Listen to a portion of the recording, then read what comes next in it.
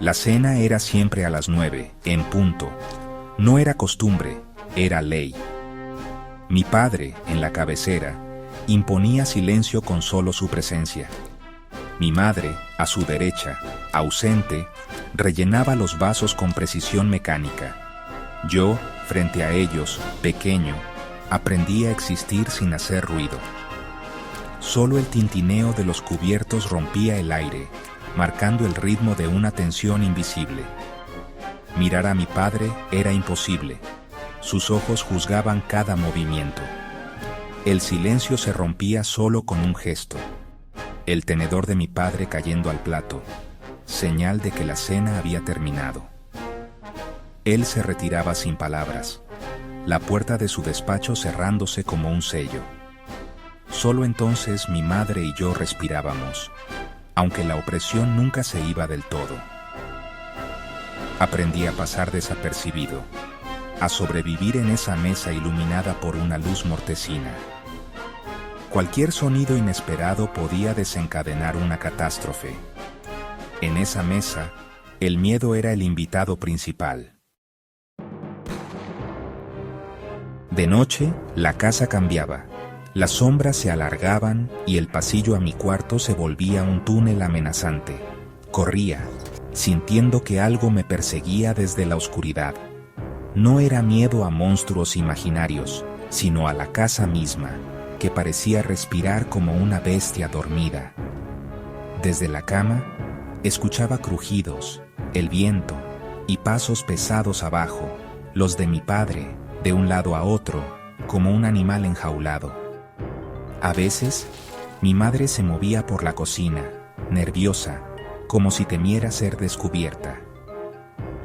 Una noche la vi, flotando en el pasillo, mirando la puerta del despacho de mi padre con terror. Aquellas noches me enseñaron el verdadero miedo, el que se instala en el estómago y no te abandona. La casa, de día normal, de noche era un escenario de secretos. Yo era el único espectador de una obra de sombras y silencios. Sentía que algo terrible ocurría cuando debía estar dormido. Algo que nadie quería que supiera. Y yo, en silencio, lo presenciaba todo. Lo más aterrador no eran los pasos, sino los susurros que salían del despacho de mi padre. Voces bajas, a veces furiosas, se filtraban por debajo de la puerta. Intentaba descifrar el lenguaje secreto, pegado a la puerta de mi cuarto. A veces era solo mi padre, otras, juraría que había otra voz, un siseo extraño. ¿Con quién hablaba? ¿Había alguien más en la casa? Una noche, el susurro se volvió un grito ahogado. Me tapé los oídos, temblando. Después, silencio absoluto. Al día siguiente, todo era normal. Nadie mencionaba nada. Comprendí que en mi casa había dos realidades, la del día y la de la noche, oscura y prohibida. Los susurros continuaron, y yo seguí escuchando, guardián de secretos que no entendía. Era un espía atrapado, condenado a escuchar los ecos de una conversación que definía nuestro destino. Y el miedo se volvió mi único compañero. Tras aquella noche, me volví detective en mi propia casa. Buscaba pistas en el periódico de mi padre, obsesionado con las noticias de desapariciones. Las fechas coincidían con las noches de ruidos extraños y salidas furtivas.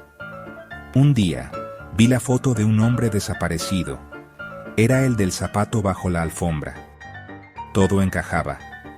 El rompecabezas formaba una imagen monstruosa. Guardé los recortes en una caja de zapatos, mi tesoro y condena.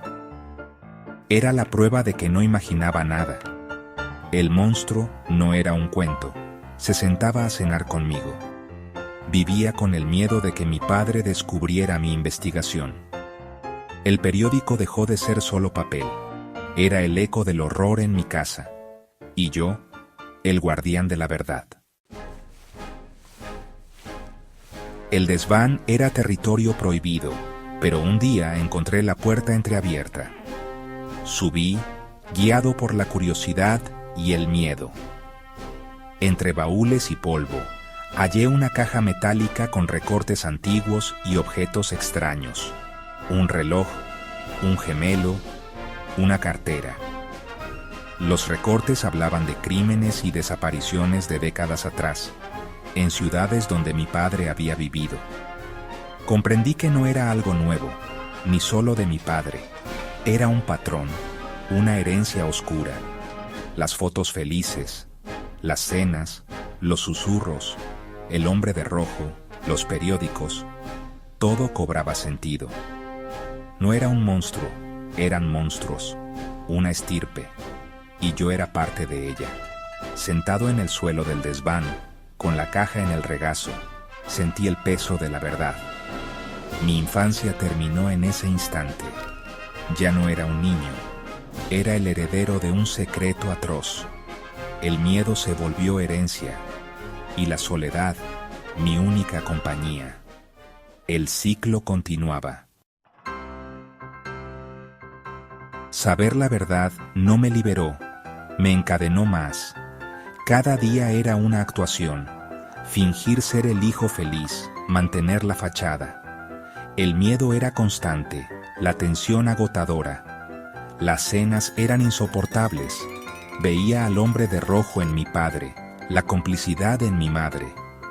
Éramos 3 actores en una obra macabra. Por fuera, era un niño normal. Por dentro, un prisionero. Cada palabra y gesto estaban calculados. Por las noches, sacaba las cajas con pruebas, mi único ancla a la realidad. Tocarlas me daba poder y me recordaba mi impotencia.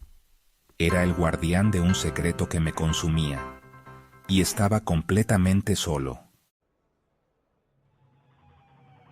Al final, logré escapar. Me fui lejos, construí una nueva vida, pero las cadenas invisibles del pasado siguen atadas a mis tobillos. Las pesadillas continúan, la herida sigue abierta.